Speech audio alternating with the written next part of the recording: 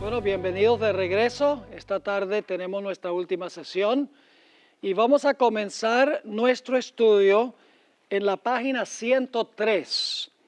El título de la lección número 9 es La Gran Tribulación.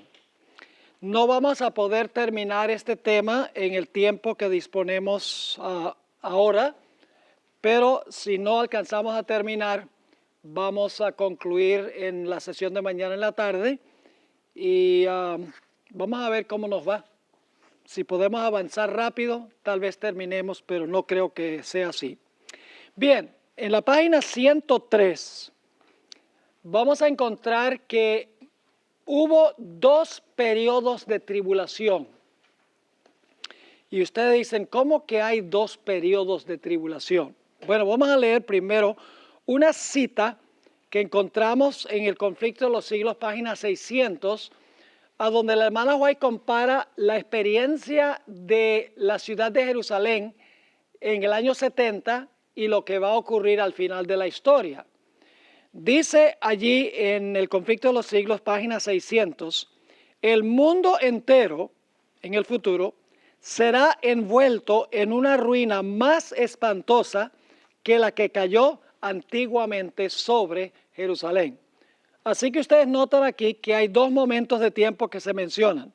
Se menciona una ruina espantosa en relación con la destrucción de Jerusalén y se menciona otra de esas ruinas espantosas en relación con la segunda venida de Jesús. Ahora, hay un punto muy importante que necesitamos tomar en cuenta. Y es que la tribulación que menciona Mateo tiene una doble aplicación a los 1260 años y al tiempo del fin.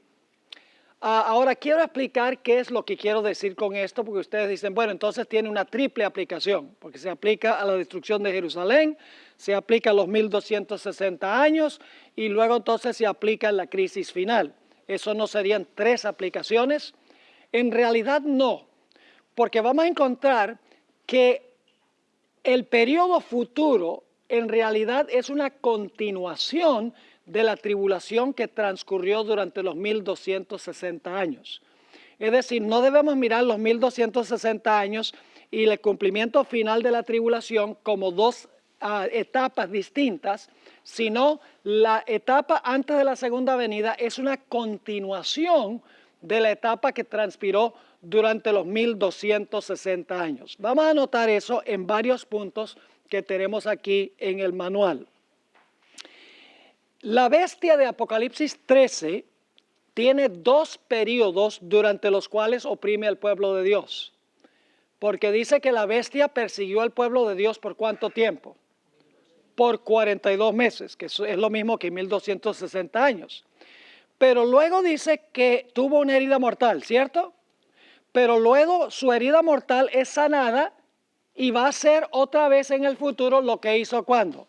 Lo que hizo en el pasado. Es decir, podríamos casi decir que son dos etapas de la crisis final.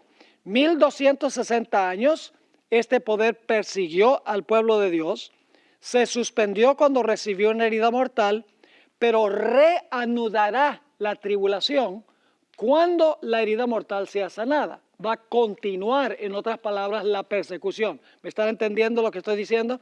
Es decir, la etapa del futuro es una continuación de la etapa de los 1260 años. También encontramos en el quinto sello, y esto lo vamos a estudiar un poco más adelante en esta lección, en el quinto sello se mencionan dos etapas. Una etapa tiene que ver con los mártires del pasado que murieron durante los 1260 años. La otra etapa tiene que ver con los mártires que serán muertos al final de la historia. Pero en realidad son dos etapas de la misma persecución por el mismo poder, suspendido por un periodo de unos 200 años y algo de paz porque la bestia tiene una herida mortal. Es decir, hubo un grupo de mártires en el pasado, durante los 1260 años, la bestia recibió una herida mortal y luego después de un tiempo teniendo la herida mortal, se sana la herida y continúa la persecución del segundo grupo de mártires que van a vivir al final de la historia. Vamos a tener toda una sección para explicar esto un poco más adelante. En Daniel 11 tenemos también lo mismo. En Daniel 11, el rey del norte, que es un símbolo de la bestia o el cuerno pequeño o la ramera, todos representan el mismo sistema. El rey del norte tiene también dos etapas de dominio. Una etapa se cubre desde los versículos 30 hasta el versículo 39 de Daniel 11, mientras que la segunda etapa cubre desde el versículo 40 hasta el versículo 45. Quiero leerles una cita de la hermana White. Lamentablemente no está en ninguna fuente en español, pero ustedes la tienen en español en el manual. Yo la traduje del inglés en un tomo que se llama Manuscript Releases, el tomo 13, la página 394. Fíjense cómo la hermana White entendió que Daniel 11 tiene en realidad dos etapas el rey del norte. Una etapa cuando persiguió en el pasado y una etapa cuando va a perseguir en el futuro. Dice allí en esa cita, la hermana White, no hay tiempo que perder. Nos esperan tiempos problemáticos. El mundo está agitado por un espíritu de guerra. Pronto ocurrirán las escenas angustiosas que anuncian las profecías. Las profecías del capítulo 11 de Daniel casi se han cumplido por completo. Ahora viene la parte clave, mucha de la historia que ha ocurrido, pasado, ¿verdad? Que ha ocurrido en cumplimiento de esta profecía, se repetirá. Ahora, la profecía no se repite, lo que se repite es la historia que cumplió la profecía. Luego dice, el versículo 30 describe a un poder que se contristará y volverá y se enojará contra el pacto santo y hará según su voluntad, volverá pues y se entenderá con los que abandonen el santo pacto. Ese es el versículo 30 de Daniel 11 y luego no los incluye aquí por ahorrar espacio. Ella continúa citando los versículos 31 al 36. Y luego dice ella, ocurrirán escenas que similares a las que se describen en estos versículos. Entonces fíjense, dos veces dice ella en esta cita, dice, mucha de la historia que ha ocurrido en cumplimiento de esta profecía se repetirá. Y luego al final dice, ocurrirán escenas similares a las que se describen en estos versículos. ¿Por qué razón? Porque es el mismo sistema que va a perseguir al pueblo de Dios. El mismo sistema que persiguió durante los 1260 años es el poder que va a perseguir al pueblo de Dios al final de la historia. Ahora, el siguiente punto que tenemos en la siguiente página es que en ambas etapas está involucrado el conflicto con respecto al sábado y el domingo. Durante los 1260 años, el cuerno pequeño pensó que podía, ¿qué cosa? Que podía cambiar la ley de Dios. Yo pregunto, al final de la historia, ¿se va a imponer por ley ese cambio que se hizo durante los 1260 años? ¿Es una continuación, en otras palabras? ¿Cómo no? Ahora, ambas tribulaciones, y tal vez no debería haber puesto ambas tribulaciones, sino ambas etapas de la tribulación, son las peores que se han visto en la historia del mundo, porque ahí dice claramente que será un tiempo de angustia cual no se ha visto jamás en la historia del mundo. Las dos etapas, los 1260 años, y la etapa final, cuando se le sane la herida a la bestia, son las más terribles que ha habido. Y ustedes dicen, ¿cómo puede haber dos etapas que son las más terribles? La primera es la más terrible en términos de longitud. Duró 1260 años. La segunda etapa es la mayor en términos de ¿qué? De intensidad y lo terrible que será el sufrimiento del pueblo de Dios. Es decir, que ambos son, se puede decir que los dos son terribles, pero el primero es más terrible porque fue más largo y el segundo será más terrible por la intensidad terrible que sufrirá el pueblo de Dios.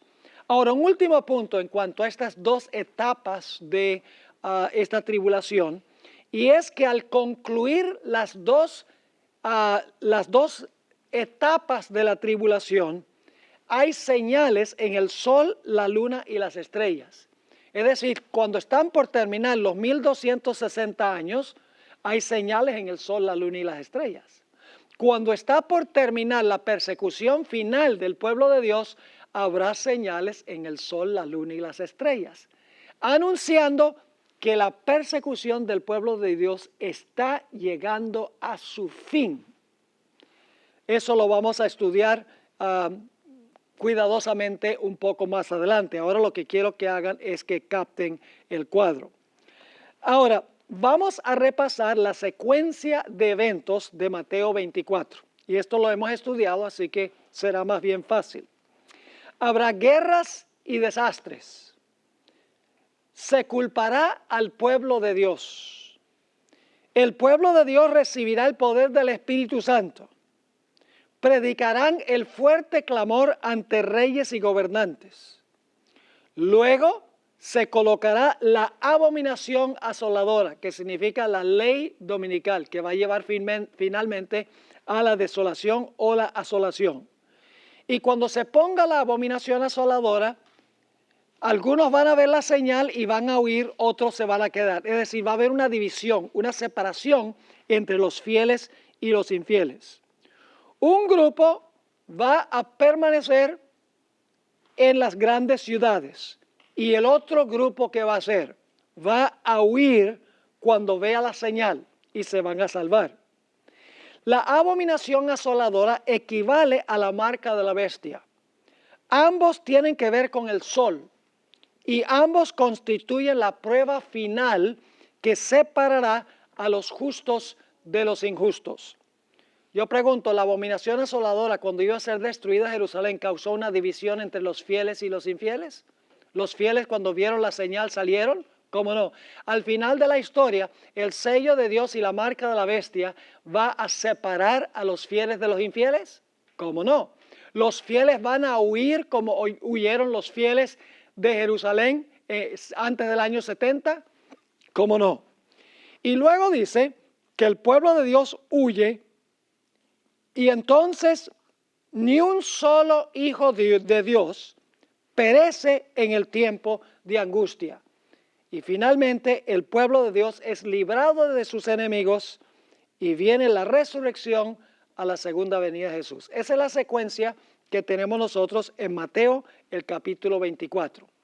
Ahora vamos a pasar por alto en el sílabo la sección donde dice Daniel 11 presenta la misma secuencia y vamos a pasar por alto la misma secuencia en Apocalipsis, los dos siguientes títulos, porque nos tomaría demasiado tiempo mostrar que Daniel 11 y Apocalipsis siguen la misma secuencia, el mismo orden de eventos de Mateo 24.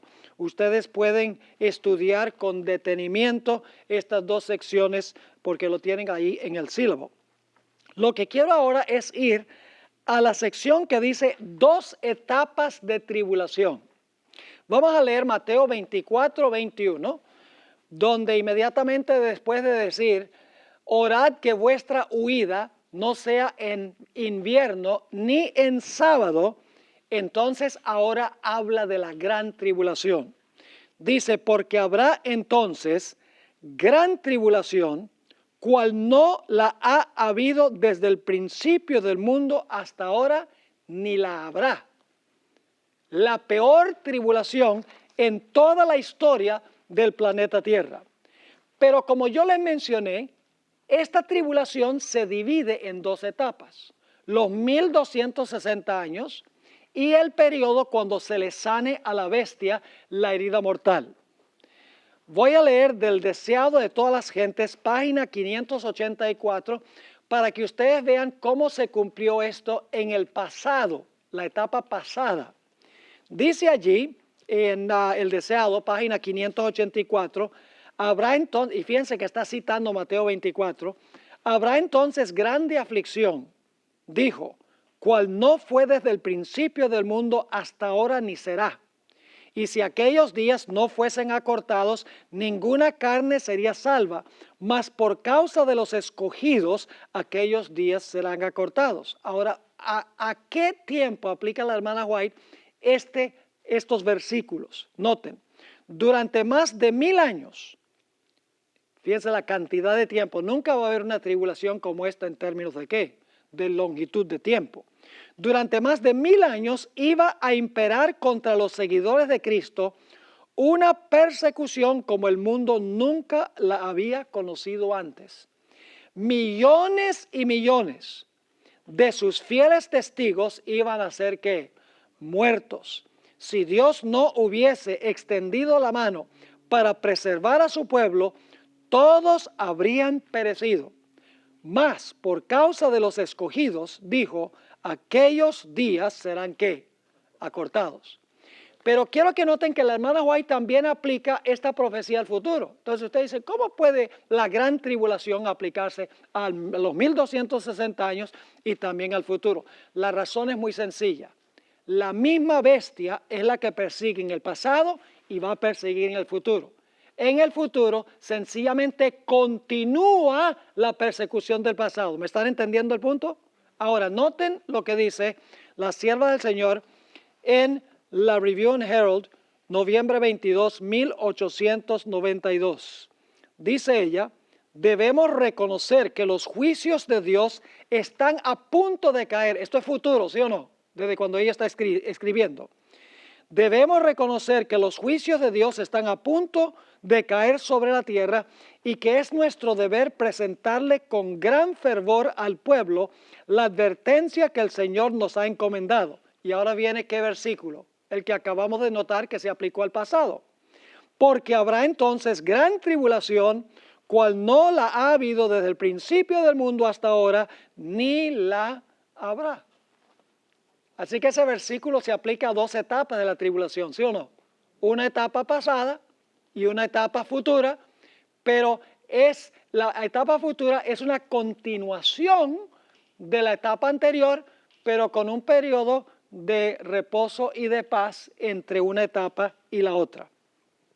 Ahora miremos más detenidamente la cronología de la tribulación en Mateo 24. En la tribulación durante los 1260 años, los fieles de Dios huyeron a los lugares desolados de la tierra. Los valdenses huyeron literalmente a los montes, pero esto tendrá un segundo cumplimiento cuando el papado gobierne en su segunda etapa.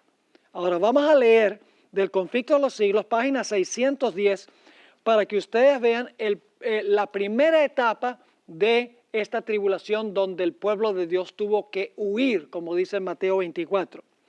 Esto se encuentra en el Conflicto de los Siglos, página 610. Cuando el decreto promulgado por los diversos príncipes y dignatarios de la cristiandad contra los que observan los mandamientos, suspenda la protección y las garantías del gobierno y los abandone a los que tratan de aniquilarlos, el pueblo de Dios, ¿qué hará en el futuro? Huirá de las ciudades y de los pueblos y se unirá en grupos para vivir en lugares más desiertos y solitarios. Muchos encontrarán refugio en puntos de difícil acceso en las montañas. Ese es futuro, ¿cierto? Pero ahora quiero que noten cómo ella hace referencia a los valdenses en el pasado. Dice, como los cristianos de los valles del Piamonte, ¿saben cuáles son los valles del Piamonte? Donde se refugiaron los valdenses, los que eran perseguidos durante los 1260 años. Dice, como los cristianos de los valles del Piamonte convertirán los lugares elevados de la tierra en santuarios suyos y darán gracias a Dios por las fortalezas de las rocas. Yo pregunto, ¿la hermana White encuentra un cumplimiento pasado de la gran tribulación de Mateo 24? ¿Cómo no? ¿Encuentra también un cumplimiento futuro de ese mismo versículo? ¿Cómo no? No hay ninguna contradicción. Es la misma bestia que persigue al pueblo de Dios. Son dos etapas consecutivas de persecución divididas por un periodo cuando la bestia tiene su herida mortal. Ahora, la palabra entonces en Mateo 24 y el versículo 21, fíjense nuevamente lo que dice Mateo 24 y el versículo 21, dice, porque habrá entonces gran tribulación. ¿A qué se refiere esa palabra entonces? Bueno, la palabra entonces en el versículo 21 indica que el pueblo de Dios verá la señal. ¿Y qué hará? Huirá y luego comenzará, ¿qué cosa? El tiempo de angustia, cual no se ha visto jamás en la historia. ¿Ven la secuencia? La secuencia está clara. Entonces, dice, se ve la señal, el pueblo de Dios huye, comienza el tiempo de angustia y finalmente, al final del tiempo de angustia, el pueblo de Dios es librado, como veremos. En otras palabras, el orden de eventos son ley dominical, huida y tiempo de angustia. Vamos a leer de El Espíritu de Profecía, el libro Testimonios para la Iglesia, páginas 426 y 427, una cita que ya leímos anteriormente. Cómo el acercamiento de los ejércitos romanos fue para los discípulos una señal de la inminente destrucción de Jerusalén. Esta apostasía, está hablando de la apostasía con respecto al domingo, esta apostasía podrá ser para nosotros una señal de que se le llegó al límite de la tolerancia de Dios, de que nuestra nación colmó la medida de su iniquidad y de que el ángel de la misericordia está por emprender el vuelo para nunca volver. Así que fíjense, esa es la abominación asoladora, ¿verdad?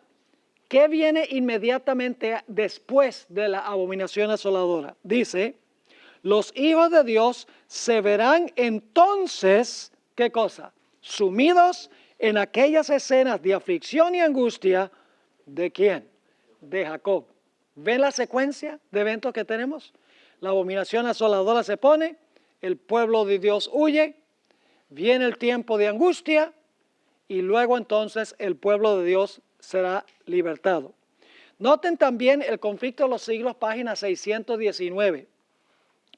El pueblo de Dios va a estar escondido como los valdenses que se escondieron durante los 1260 años. Dice, el pueblo de Dios, algunos en las celdas de las cárceles, otros escondidos en ignorados escondrijos de bosques y montañas, invocan aún la protección divina, mientras que por todas partes compañías de hombres armados, instigados por legiones de ángeles malos, se disponen a emprender, ¿qué cosa? La obra de muerte. ¿Eso pasó con los valdenses durante los 1260 años? ¿Cómo no? Las persecuciones del pasado van a continuar en el futuro. Lo único es que nosotros estamos ahorita en el tiempo de la herida mortal. La persecución en el pasado, la tribulación fue la más terrible en términos de longitud. La futura será la más terrible en intensidad de sufrimiento y será a nivel global. Ahora vamos a Mateo 24, 22, la tribulación acortada. Dice allí, y si aquellos días, ¿cuántos días fueron simbólicamente? 1260 días, y si aquellos días no fuesen acortados, nadie sería salvo, mas por causa de los escogidos, aquellos días que pasó serán acortados. Ahora yo pregunto, ¿es cierto eso de lo que sucedió en el pasado? ¿Acortó Dios el periodo del sufrimiento del pueblo de Dios?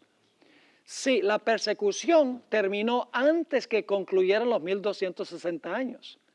Es decir, la persecución, aunque el periodo llevó hasta 1798, en gran medida la persecución concluyó antes de eso. Es decir, el periodo de tribulación fue ¿qué? Fue acortado. Y vuelvo a leer del Deseado de todas las gentes, página 584, donde la hermana White dice, durante más de 1000 años iba a imperar contra los seguidores de Cristo una persecución como el mundo nunca lo había conocido antes. Millones y millones de sus fieles testigos iban a ser muertos. Si Dios no hubiese extendido la mano para preservar a su pueblo, todos habrían ¿qué? Todos habrían perecido. Mas por causa de los escogidos, dijo, aquellos días serán ¿qué? Acortados. Yo pregunto, en el futuro, ¿Dios también va a acortar los días del sufrimiento del pueblo de Dios? Miren, si Dios no acortara la persecución al final de la historia, no quedaría ni un solo hijo de Dios vivo. Así que en ambas etapas, Dios acortó y acortará el periodo de tribulación. Ahora, Dios no permitirá, en otras palabras, que la tribulación llegue a su fin inevitable. Los que huyen son sellados, están seguros, pero claramente Dios va a acortar el periodo de sufrimiento y de persecución, porque si no, no quedaría nadie vivo. Es importante notar, y esto es un punto muy importante, que los escogidos pasan por la tribulación, ¿de acuerdo? ¿Los escogidos van a pasar por la tribulación? Sí, lo cual demuestra que no fueron llevados al cielo en el rapto antes de la tribulación. Porque los protestantes que enseñan hoy en día, los evangélicos enseñan que todos los fieles van a ser sacados del mundo y luego entonces viene la gran tribulación, pero ellos van a estar disfrutando del cielo. Pero aquí dice claramente que los escogidos van a pasar por la tribulación, porque dice esos días van a ser acortados para beneficio de los escogidos. Así que esto contradice la teoría del rapto. Ahora la pregunta es, ¿quiénes son los escogidos? ¿Son judíos o son todos los que han recibido a Cristo Jesús como Salvador personal?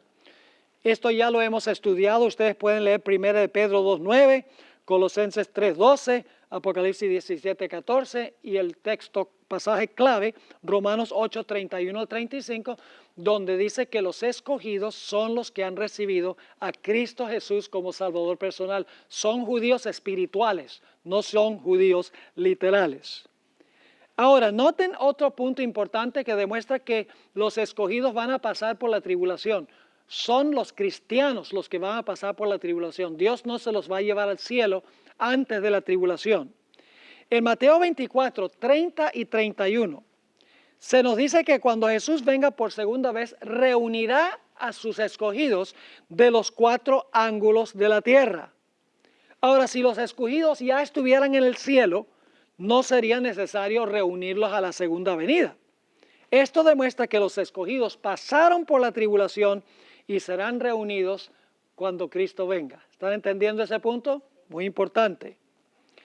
Ahora, el diablo quiere que los cristianos piensen que no van a pasar por la tribulación, porque sabe que para pasar victoriosamente por este periodo, necesitarán los hijos de Dios haber desarrollado una fe inquebrantable en tiempo de prosperidad. Esta fe hay que desarrollarla antes de la tribulación. Pero Satanás le dice a los cristianos hoy, no te preocupes por la tribulación, que tú no vas a pasar por eso. Entonces la gente se pone tranquila, dice, bueno, no tengo que desarrollar ninguna fe necesaria para pasar por ese periodo, porque yo no voy a pasar por eso. Y se van a encontrar en la tribulación y van a fracasar porque no se han preparado de antemano. Ahora fíjense, ¿se prepararía usted para un huracán en California si el huracán va a ocurrir en la Florida? Claro, ahora, si usted no piensa que va a pasar por la tribulación, ¿se va a preparar para la tribulación? No. En ningún sentido de la palabra. Los evangélicos creen que Apocalipsis 4 al 22 se cumple después del rapto. Si ese es el caso, entonces ¿para qué estudiamos nosotros Apocalipsis 4 al 22? Si eso se va a cumplir después que estamos en el cielo, ¿qué necesidad hay de estudiarlo? El conflicto de los siglos, página 614, que es el capítulo sobre el tiempo de angustia, Elena White universaliza la tribulación. En esta página ella nos asegura que este periodo será acortado para bien de los escogidos. En esta página hace muchas alusiones a Mateo 24. Ustedes deben leer esta página porque la hermana White constantemente se refiere a Mateo 24. Habla, por ejemplo, de la ley dominical, que es la abominación asoladora. Habla de la huida de las ciudades, entonces los que están en Judea huyan a los montes. Habla del decreto de muerte. Habla del acortamiento del periodo de tribulación. Vamos a leer esta cita, Conflicto de los Siglos, página 614. Dice la sierva del Señor: sin embargo, el tiempo de angustia, ¿qué va a pasar? Será acortado por amor de los elegidos. Los centinelas celestiales, fieles a su cometido, siguen vigilando. Por más que un decreto general haya fijado el tiempo en que los observadores de los mandamientos puedan ser muertos, sus enemigos en algunos casos se anticiparán al decreto y tratarán de quitarles la vida antes del tiempo fijado. Sigue diciendo: pero nadie puede atravesar el cordón de los poderosos guardianes colocados en torno de cada fiel. Algunos son atacados al huir de las ciudades y villas, pero las espadas levantadas contra ellos se quiebran y caen como si fueran paja. Otros son defendidos por ángeles en forma de guerreros. ¿Será protegido el pueblo de Dios durante ese periodo? Ciertamente que sí. Ahora, no vamos a hablar de la parábola de la viuda persistente. A la mayoría de las versiones de la Biblia ponen la parábola del juez injusto, pero esta historia no es del juez injusto, es de la persistencia de la viuda, porque ya hablamos de esto. Esta parábola se aplica especialmente en este tiempo de angustia. Ahora, el siguiente evento que encontramos en el tiempo de angustia es la falsificación de la segunda venida de Cristo. Vamos a anotar Mateo 24, 23. Entonces, todavía está hablando del periodo de tribulación. Entonces, si alguno os dijere: mirad, aquí está el Cristo, o mirad, allí está, ¿qué dice? No lo creáis. Es decir, después del cierre de la gracia, van a venir personas pretendiendo ser ¿qué? Pretendiendo ser Cristo. Y vamos a encontrar que después de aparecer varios falsos cristos, se va a aparecer uno que va a pretender ser el Cristo, un individuo específicamente. Ahora, hacia el final de la tribulación, Satanás falsificará la segunda venida de Cristo, haciéndose pasar por Cristo. La palabra entonces indica que la falsificación de la segunda venida de Jesús va a ocurrir después de cerrarse la puerta de la gracia. ¿Les queda claro ese punto? ¿Cuándo es que Satanás va a falsificar la segunda venida? Muchos creen que es antes del cierre de la gracia que Satanás se va a aparecer como si fuera Cristo. Pero la secuencia cronológica de Mateo 24 indica que Satanás va a falsificar la segunda venida de Jesús durante la gran tribulación, después del cierre de la puerta de la gracia. Porque Mateo 24 está en orden ¿qué? Está en orden cronológico, un evento tras otro. Claro, alguien pregunta esto: ¿por qué falsificaría Satanás la segunda venida si todos los fieles están sellados y ya no pueden ser engañados? ¿Entienden la pregunta? Algunos dicen: bueno, después del cierre de gracia, ¿de qué le sirve a Satanás falsificar la segunda venida si él ya sabe que todos los casos están decididos? ¿No sería más lógico pensar que Satanás falsifica la segunda venida antes de cerrarse la puerta de la gracia? La respuesta es muy sencilla. Satanás alberga la esperanza que podría contrariar la palabra de Dios. Satanás no se rinde así nomás. Él ve que los santos están clamando día y noche para que sean libertados de su adversario. Ahí está la parábola de la viuda, y que está clamando día y noche, y Satanás los ve clamando y gimiendo, rogando que Jesús venga a librarlos. Satanás falsificará la segunda venida para dar la impresión que sus oraciones están siendo contestadas. Es decir, aquí la hermana White tiene una cita en el libro Eventos de los Últimos Días, donde él dice que cuando el pueblo de Dios estará clamando y gimiendo: Señor, interviene para librarnos, que haya este decreto de muerte, vamos a morir a manos de nuestros enemigos. Cuando están diciendo eso, es que Satanás va a falsificar la segunda venida y va a decir: yo he venido contestando sus oraciones. Será un engaño casi irresistible, dice el espíritu de profecía. Ahora vamos a dar una analogía para que ustedes puedan entender por qué Satanás hace esto si él sabe que todos los fieles están sellados. El siguiente párrafo. Tal vez una analogía nos ayude a entender por qué Satanás procurará engañar a los escogidos cuando sabe que Dios ha dicho que no pueden ser engañados. Yo les pregunto, ¿sabe Satanás que después del milenio no va a poder conquistar la Nueva Jerusalén? ¿Ustedes creen que Satanás sabe que después del milenio va a rodear la ciudad, pero no va a poder conquistar la ciudad? ¿Él sabe eso? ¿Ustedes no creen que Satanás es capaz de leer Apocalipsis 20?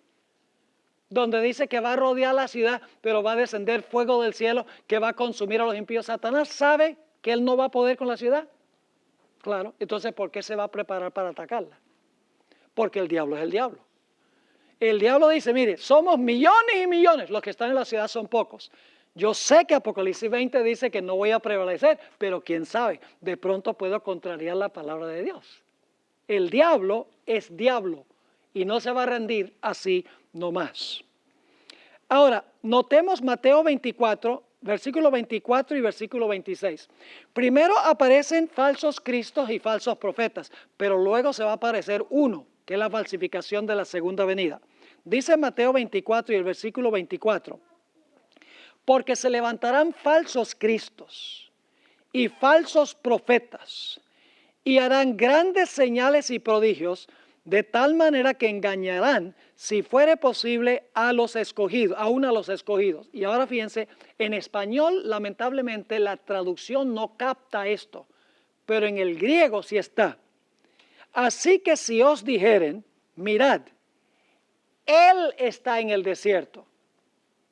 No está hablando de muchos falsos cristos, está hablando de ¿qué? De un falso Cristo. Así que dice, si os dijeren, mirad, Él está en el desierto, no salgáis. O mirad, Él está en los aposentos, no lo creáis. Ahora, el versículo 24 habla en términos genéricos, pero comenzando en el versículo 25 se habla de un individuo, en otras palabras. Aun cuando la traducción en español no lo refleja, aparece el pronombre personal masculino, él, dos veces aquí en Mateo 24 y el versículo 26. Ahora, ¿cómo podrán los escogidos distinguir entre lo genuino y lo falso? La Biblia enseña claramente que Jesús en su segunda venida no tocará la tierra. Segunda Tesalonicenses 2:1 dice que seremos reunidos a Él en su segunda venida, no Él a nosotros. Primera Tesalonicenses 4:13 al 17 dice claramente que los fieles serán arrebatados en las nubes para recibirlo a Él, ¿dónde? En el aire. Mateo 24:30 dice que Jesús va a enviar a sus ángeles a recoger a los escogidos, lo cual indica que Él va a estar encima de la tierra si está enviando a los ángeles a recoger el pueblo de Dios. Además de eso, Juan 14:1 al 3 nos dice claramente que Jesús va a llevar a sus escogidos ¿a dónde? Al cielo. Ahora, fíjense qué interesante esto. Los cristianos conservadores, como los evangélicos y los pentecostales, creen que cuando Cristo venga en su venida gloriosa, porque ellos creen que va a haber un rapto de la iglesia, los fieles van a ser llevados al cielo 7 años antes de la gloriosa segunda venida. Y allá van a estar disfrutando con el Señor por un periodo de 7 años, mientras que los que se quedaron aquí van a sufrir el terrible tiempo de angustia. Y luego ellos creen que 7 años después, Cristo viene en su gloriosa venida a la tierra y que va a establecer aquí en la tierra su reino y va a gobernar en la tierra por 1000 años. Ahora, ¿se están preparando ellos para ser engañados por la falsa segunda venida del Señor Jesús? Sí, porque ellos están esperando que Cristo va a venir acá y que va a establecer su reino acá. Y creen que Jesús va a sanar las enfermedades, que el Señor Jesucristo va a enseñar las lindas cosas que enseñaba cuando estuvo en la tierra. Los cristianos, al creer eso, se están dejando abiertos para creer en la falsa segunda venida que Satanás va a implementar. Ahora, noten que en 2 de Tesalonicenses, el capítulo 2, se describe la falsa segunda venida. En el versículo 1 se habla de la verdadera segunda venida y en el versículo 9 se habla de la falsificación de la segunda venida por Satanás. Note Mateo 24:25, Jesús dice, ya os lo he dicho antes. ¿Qué está diciendo Jesús cuando declara, ya yo se lo dije antes? Está diciendo, mire, cuando venga este falso Cristo, por más impresionante que sea, acuérdense que yo les dije esto. Él no va a tocar la tierra, no va a venir hasta acá. Ahora, vamos a leer un pasaje aquí del Espíritu de Profecía, donde ella describe la falsificación de la segunda venida de Cristo. Se encuentra en la página 110 de nuestro sílabo. Es impresionante esta cita. El acto capital que coronará el gran drama del engaño será que el mismo Satanás se hará pasar por Cristo. Y la base bíblica está en 2 de Tesalonicenses, el capítulo 2 y el versículo 9. Entonces se manifestará aquel inicuo, el cual el Señor destruirá con el resplandor de su venida.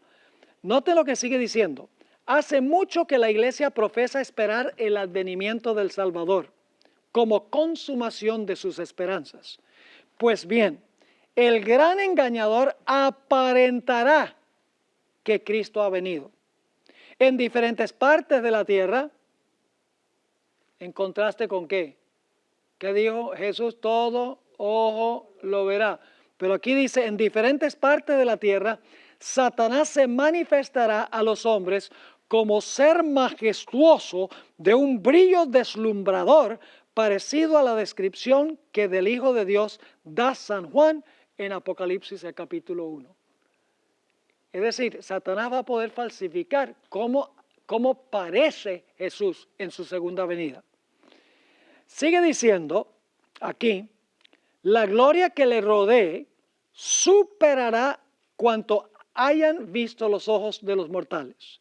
El grito de triunfo repercutirá por los aires. Cristo ha venido, Cristo ha venido. Es decir, la gente va a confiar en el testimonio de los demás, en lo que dicen sus ojos, en lo que dicen sus oídos. El pueblo se postrará en adoración ante él, mientras levanta sus manos y pronuncia una bendición sobre ellos, como Cristo bendecía a sus discípulos cuando estaba en la tierra. Su voz es suave y acompasada, aunque llena de melodía. El diablo también puede hablar con una voz melodiosa. Sigue diciendo aquí la sierva del Señor. En tono amable y compasivo, enuncia algunas de las verdades celestiales. Fíjese que va a enseñar algunas cosas que enseñó Jesús. Y llenas de gracia que pronunciaba el Salvador. Cura las dolencias del pueblo. ¿Hacía eso Jesús? ¿Curaba las dolencias del pueblo? ¿Cómo no? ¿Hablaba palabras que eran de consuelo para la gente? ¿Cómo no? Sigue diciendo, cura las dolencias del pueblo. Y luego, en su fementido carácter de Cristo, asegura haber cambiado el día de reposo del sábado al domingo. Y manda a todos que santifiquen el día bendecido por él. Declara que aquellos que persisten en santificar el séptimo día blasfeman su nombre, porque se niegan a oír a sus ángeles que les fueron enviados con la luz de la verdad. Este es el engaño más poderoso y resulta, ¿qué cosa? Casi irresistible. Por eso dice que engañará, si fuere posible, aún a quienes, a los escogidos. Sigue diciendo, pero el pueblo de Dios no será extraviado. ¿Por qué el pueblo de Dios no se va a extraviar? ¿Acaso los ojos no dicen que esto es Jesús? ¿Acaso los oídos no dicen que este es Jesús? ¿Acaso la muchedumbre del mundo no dice que esto es Jesús? ¿Cómo es que el pueblo de Dios, una minoría, va a decir, este no es Jesús? ¿A base de qué? No se guían por sus ojos, ni sus oídos, ni sus emociones. ¿Se basan en qué? En la palabra de Dios. Sigue diciendo, pero el pueblo de Dios no será extraviado. Las enseñanzas, ¿cuán importante es conocer las verdaderas enseñanzas de la Biblia? ¿Es importante conocer doctrina? ¿Es importante saber cómo va a venir Jesús? O sea, yo una vez escuché a un pastor decir, a mí no me importa cómo viene, a mí lo que me importa es que viene. Pues si usted no sabe cómo viene, usted va a aceptar el Cristo que no es. Dice, las enseñanzas del falso Cristo no están de acuerdo con las sagradas escrituras. Su bendición va dirigida a los que adoran a la bestia y su imagen, precisamente sobre quienes dice la Biblia que la ira de Dios será derramada sin mezcla. Así que lo que dice en cuanto al día de reposo es contrario a la Biblia, pero su forma de venir también es contraria. Dice, además, no se le permitirá a Satanás falsificar la manera en que vendrá Jesús. El Salvador previno a su pueblo contra este engaño y predijo claramente cómo será su segundo advenimiento. Porque ahora va a citar la hermana White lo que leímos de Mateo 24. Porque se levantarán falsos cristos y falsos profetas y darán señales grandes y prodigios, de tal manera que engañarán, si es posible, aún a los escogidos. Así que si os dijeren, he aquí está en el desierto, he aquí en el desierto está, no salgáis. He aquí en las cámaras, no creáis. Porque como el relámpago que sale del oriente y se muestra hasta el occidente, así será también la venida del Hijo del Hombre. Sigue diciendo la sierva del Señor, no se puede remedar semejante aparición. Todos la conocerán y el mundo entero la presenciará. ¿Cómo sabrá el pueblo de Dios que este es un falso Cristo? Dos maneras. Uno, la manera o la forma en que viene Satanás disfrazado como Jesús. Y en segundo lugar, las enseñanzas de este falso Cristo no cuadran con la santa palabra de Dios. ¿Cuán importante es conocer entonces la palabra de Dios? Hermanos y hermanas, es cuestión de vida o muerte que nosotros nos fortalezcamos en la palabra de Dios, que podamos vivir por un así dice Jehová. Amén. Y luego después de esto, fíjense, viene la destrucción, ¿verdad que sí? Va a venir la destrucción, las plagas. ¿Y qué es lo que se ve según Mateo 24 y el versículo 28? Cuando Cristo venga como el rayo del oriente y el occidente, dice, porque donde quiera que estuviera el cuerpo muerto, allí se juntarán ¿qué? Y qué interesante, las águilas. ¿Hubo águilas en la destrucción de Jerusalén en el Antiguo Testamento? ¿Hubo águilas en la destrucción de Jerusalén? ¿Se verán las águilas al final cuando Cristo venga por segunda vez? ¿Cómo no? Ahora, hablemos de la segunda venida y las señales en los cielos. Vamos a notar Mateo 24 y el versículo 29 al 31. Esto es después, cuando ya llega a su fin la tribulación.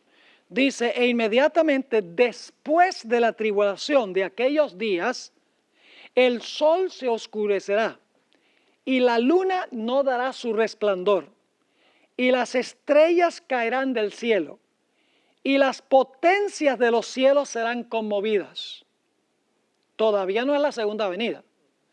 Está llegando al final la tribulación y luego vienen estas señales. El sol se oscurece, la luna también se oscurece porque no da su resplandor, las estrellas caen del cielo y dice las potencias de los cielos serán conmovidas.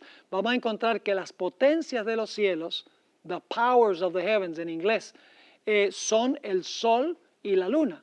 Porque el sol Dios lo hizo para gobernar durante el día y la luna la colocó en el cielo para gobernar la noche.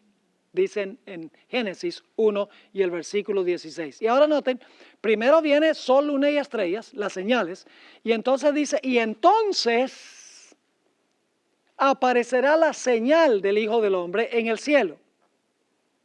Fíjense que viene primero las señales en el sol, luna y estrellas, luego se ve la señal del Hijo del Hombre, y luego entonces se ve a Jesús viniendo en las nubes. Dice, entonces aparecerá la señal del Hijo del Hombre en el cielo, y entonces lamentarán todas las tribus de la tierra, y verán al Hijo del Hombre viniendo sobre las nubes del cielo con poder y gran gloria, y enviará sus ángeles con gran voz de trompeta, y juntarán a sus escogidos de los cuatro vientos, desde un extremo del cielo hasta el otro. ¿Ven los 3 puntos ahí? Sol, luna y estrellas, señales. Luego la señal del Hijo del Hombre y luego Cristo llega para recoger a sus escogidos. Ahora, recordemos que el papado tiene ¿cuántas etapas en que domina y persigue? Dos etapas. Por eso la tribulación también tiene ¿qué? ¿Entendieron este punto? La tribulación también tiene dos etapas.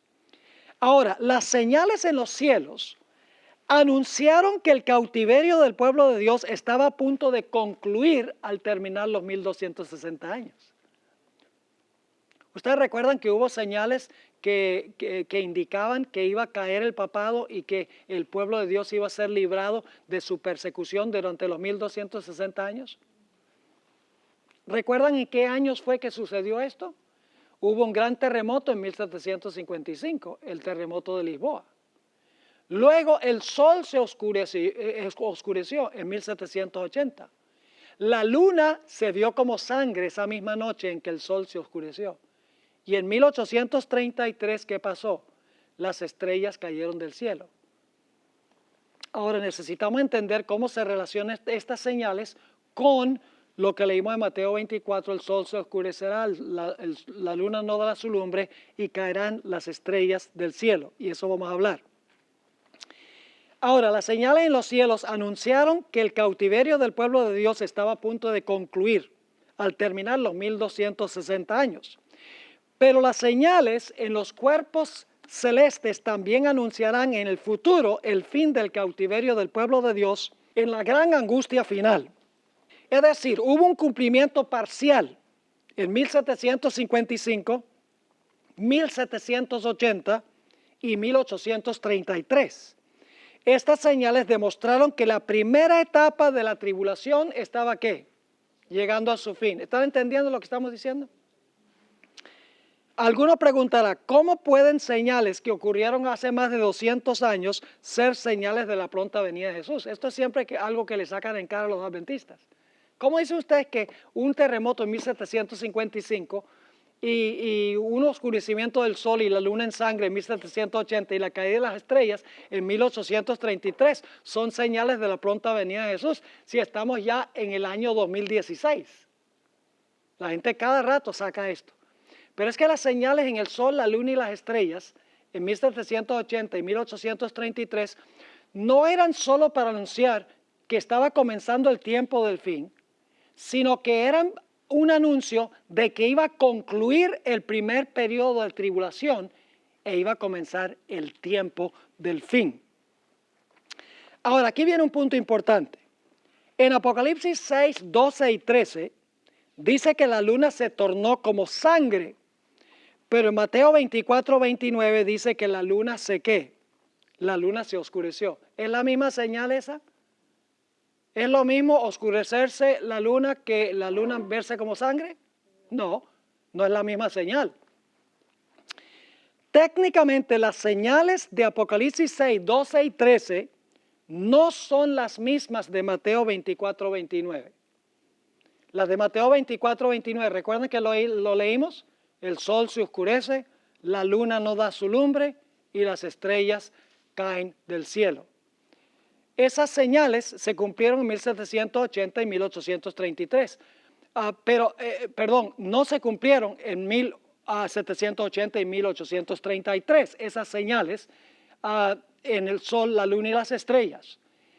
Las señales de Mateo, el capítulo 24 y el versículo 29 y 30 son señales que se van a cumplir en el futuro. Ahora, las señales de Apocalipsis 6, 12 y 13 se parecen a las de Joel 2:31. Las de Joel 2:31, recuerdan que el apóstol San Pedro presentó estas señales en el día del Pentecostés. Allí en Joel 2:31 dice que el sol se oscurecerá, la luna será tornada en sangre antes del día grande y terrible de Jehová. Es decir, no en el día terrible de Jehová, sino antes del día grande y terrible de Jehová. Hay varios textos del Antiguo Testamento que presentan las señales en el sol, la luna y las estrellas. No todos estos textos se refieren al mismo momento. Las señales de Apocalipsis 6, 12 y 13 se aplican a 1780 y 1833. Las señales de Mateo 24, 29 y 30 se aplican a señales que anuncian la venida inmediata del Señor Jesucristo. Las señales de Joel 2:31 se aplican al día del Pentecostés y se aplican también a 1780 y 1833.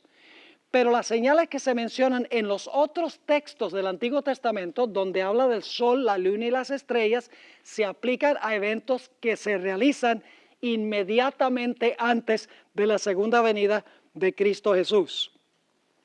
Por ejemplo, Joel 2, 10 y 11 presenta diferentes señales que las de Apocalipsis 6, 12 y 13 y Joel 2, 31. En Joel 2, 10 y 11 hay un terremoto, el sol y la luna se oscurecen y las estrellas dejan de brillar.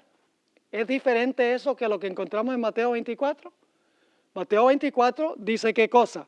Dice el sol se oscurece, la luna no da su lumbre y las estrellas del cielo caen.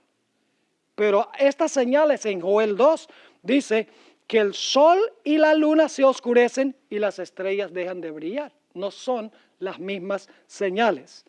Y luego tenemos Joel 3, 15 y 16. No presenta tampoco las mismas señales de Apocalipsis 6, 12 y 13. Allí dice que los cielos y la tierra se sacudirán y el sol y la luna se oscurecerán. En Isaías 13:10 y los versículos siguientes no presenta las mismas señales de Apocalipsis 6, 12 y 13. En Isaías dice que el sol, la luna y las estrellas se oscurecen. Esto no sucedió en 1755, 1780 y 1833. ¿Están entendiendo este punto?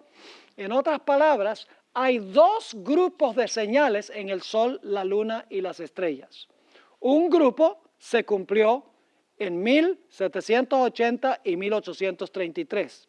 El otro grupo se cumplirá inmediatamente antes de la segunda venida del Señor Jesús.